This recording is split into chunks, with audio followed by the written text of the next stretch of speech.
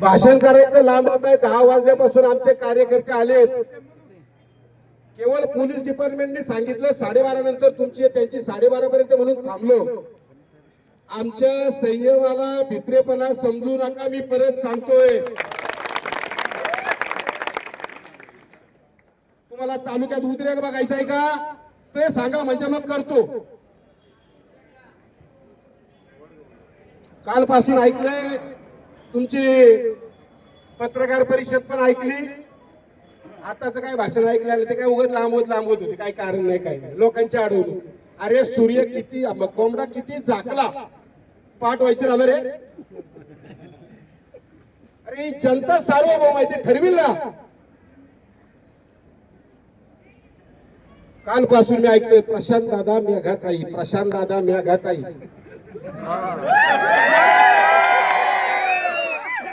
आणि निवृत्ती भाऊ. अरे सोंगडे, अन्याय तू करायचा. आणि त्यांनी निर्णय घेतला की मग वेगवेगळी कारण पॉलिश किती करणार. आणि आता तर सांगितलंय 2 दिवस आहेत, आता परत या, आता देतो. अरे धनुष्यातून सुटलेला बाण आणि तोंडातून गेलेला शब्द परत घेता येत नाही. त्यांनी त्यांची भूमिका घेतली. निवृत्ती भाऊंच्या बाबतीत सांगितलं माझ्याकडे आले. चला बरं पोटोबाच्या देवळात तुझ्याकडे आले का तू त्यांच्याकडे गेला? चला ना. बेलार तळेगाव मध्ये भाऊंचा फ्लॅट आहे. त्या फ्लॅट वरती बसलेले असताना त्यांना बोलवण्यात आलं. ते तिथे गेले भाऊ. आणि सारखं कालपासून चाललंय युतीचं चाललंय. अरे तुम्ही सांगितलं ना जाहीरपणाने आम्ही यापुढे भाजपची युती करणार नाही. मग कशाला 24 तासाचा अल्टिमेटम? 24 तासाचा अल्टिमेटम. अरे 24 नाही, काय तुला वेळ धरायची ती जर काय होत नाही.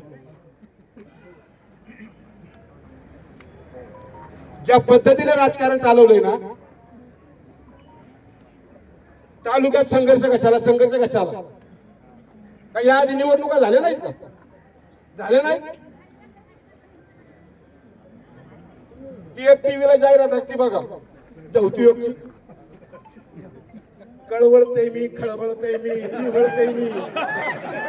अरे बापरे, एवढी आग लागली प्रशांत दादा. नाही आग लावली तुम्ही.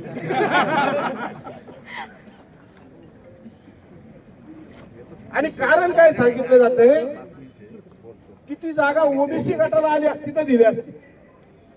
अरे बाबांनो, जरा निवडणूक आयोगाचे नियम परत समजून घ्या. ती जागा सर्वसाधारण महिला, फक्त अट एवढीच आहे की महिला पाहिजे. सर्वसाधारण कोणत्याही गटातली चालते. मग तिथं कशाला जाती देत पाहिजे? ओबीसी आमका फलाना कशासाठी पाहिजे? का ओबीसीला डावलायचा कार्यक्रम करता? खरं म्हणजे मला जाती भेदावरती अजिबात बोलायचं नाही. भारतीय जनता पार्टीने असा कधी उद्योग केला नाही. अरे पंचायत समितीत आमची सत्ता होती, सभापती पद त्या ठिकाणी ओपन होतं. आम्ही शेड्यूल कास्ट मधले ज्योतिताई शिंदेला सभापती केलाय. आमचा इतिहास आहे. भारतीय जनता पार्टीचा कार्यकर्त्याला नादाला लावायचं, त्याला फिरवायचं, खर्च करायला लावायचा, डोपराला गुळ बांधायचा. आणि पाहुणे रावळे आले की मग थांब.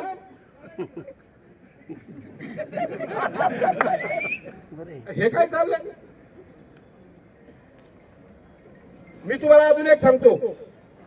तळेगाव दाभाडे नगरपालिकेच्या इमारतीचं उद्घाटन झालं. सगळ्या माजी आमदार सर्व तालुक्यातले सगळ्यांचे प्रवेशद्वार गेली होती. बघितली का? राष्ट्रवादीवाले पण काही असतील तर ऐका. सगळ्यांची प्रवेशद्वार केली होती. माजी आमदार रघुनाथ दादा सातकर प्रवेशद्वार, माजी आमदार कृष्णराव भेगडे प्रवेशद्वार, माजी आमदार दिगंबर दादा भेगडे प्रवेशद्वार, माजी आमदार PS गाडे पाटील प्रवेशद्वार. फक्त मराठा समाज. अरे दिवंगत झालेल्या आमदारांची जर प्रवेशद्वार करायची होती तर बाळासाहेब पारदूक सुद्धा या तालुक्याचे किंवा विधान परिषदेचे माजी आमदार होते ना. त्यांचा काय लावला नाही? ओबीसी म्हणून ओबीसी आहेत म्हणून का तिन्ही समाजाचा तुम्हाला वावड आहे? मी परत सांगतो, मला जातीभेदावरती जायचं नाही, पण तुम्ही ज्या पद्धतीने करताय ना हे योग्य नाही, एवढं लक्षात ठेवा. मी तालुक्यातल्या तमाम या सगळ्या ओबीसींना आवाहन करतो की जा विचारावा लागेल. आजच्या या तुमच्या या ठिकाणी बोलण्याच्या माध्यमातून मी जा विचारतो, याचं उत्तर द्या. तळेगाव दाभाडे नगरपालिकेत नगराध्यक्ष पद ओपन मध्ये आरक्षण होतं. आम्ही राजेंद्र जांभूळकर नावाचा ओबीसीतला कार्यकर्ता नगराध्यक्ष केला. अरे कार्यकर्ता जर सक्षम असेल ना तर त्याला ही संधी दिलीच पाहिजे. तुम्ही कसे 2019 ला अन्याय झाला, आता त्याच्यावर नाही झाला अन्याय, पण त्यांनी भूमिका घेतली तर एवढी काय वळवळ? मिरची लाग तुझको मिरची लगी तो मैं क्या करू?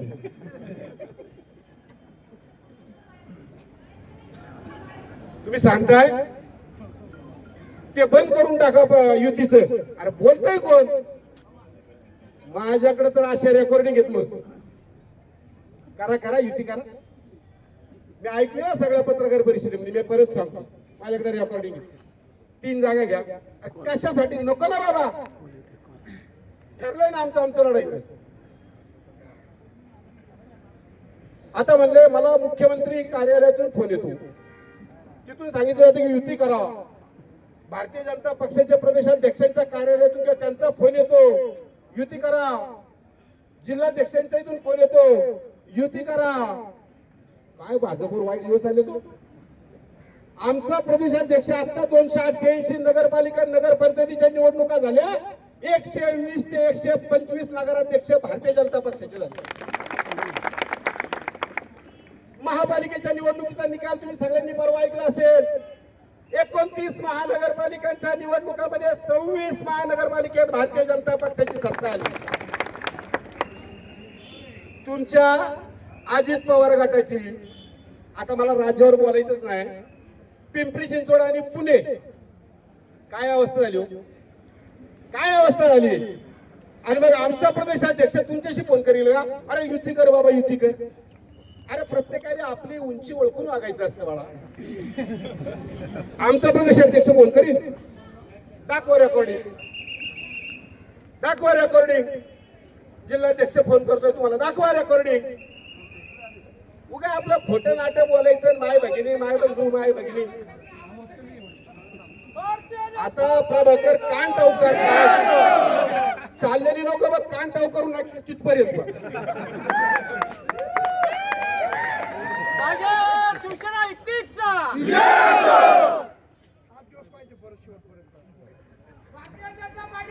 आणि कार्यकर्त्यांची घरं बुडवतात. आम्ही कुणी आणलं नाटक पैशाचं? मी विकास केला 4000 कोटी 5000 कोटी. अरे मग विकासाला एवढे पैसे आणले तर मग मताला पैसे कशासाठी वाटतो? नाही तर चल पोटोबाच्या मंदिरात हात ठेवून मी पैसे वाटत नाही म्हणतो.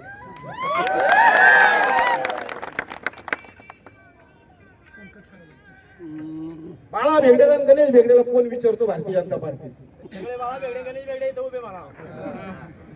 अरे बेट्या, तो भारतीय जनता पक्षाचा माजी राज्यमंत्री आहे, त्याचबरोबर तो प्रदेश भारतीय जनता पार्टीचा उपाध्यक्ष आहे आणि मी किसान मोर्चाचा प्रदेशाध्यक्ष आहे.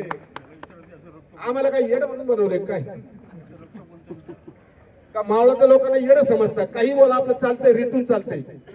हा, ही जी काही थोतांडगिरी आहे ना, ही बंद पाडायची. या आधी 25 वर्ष मावळ तालुक्यात भारतीय जनता पक्षाचा आमदार होता. आम्ही कधी म्हणलो की तुम्ही इलेक्शन कशाला लढवता? तुम्ही काय केलंय? अरे निवडणुका लढवणं हा बाबासाहेब आंबेडकरांच्या संविधानाने दिलेला आपल्याला अधिकार आहे. आमच्या पक्षाची एक भूमिका आहे, ती भूमिका घेऊन आम्ही लोकांमध्ये जाऊन जर मतं मागत असेल तर तुम्हाला प्रॉब्लेम काय? आणि म्हणून यांना इलेक्शन लढवायचा अधिकार नाही. हे उगाच हे करतायत, लोकांची घरं बुडवतात. तुम्हाला एक सांगतो, देऊ नगरपंचायत नाही, सगळ्याच नगरपंचायत नगरपालिका आहे. मी सांगू का कुणाच्या